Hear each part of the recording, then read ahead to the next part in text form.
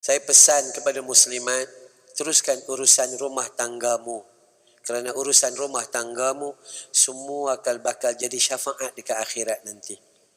Rumah yang awak sapu, pinggan yang awak basuh, kuali yang awak guna, rumah tangga yang bila suami dan anak-anak balik aman, damai, maka hasilnya daripada usaha seorang isteri, Allahu Akbar, besar. Sangat besar. Jangan Ustaz, saya tak sapu rumah dah 3 hari Ustaz. Sebab apa? Nak baca Quran. Tu tak betul gayanya. Tu memang tak betul.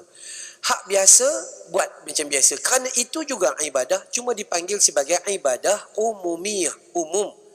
Baca Quran ni ibadah khususiyah, yang khusus. Maka tidaklah ibadah khusus itu menidakkan ibadah umum yang menghadirkan manfaat yang besar, ya, daripada Allah Subhanahu wa taala.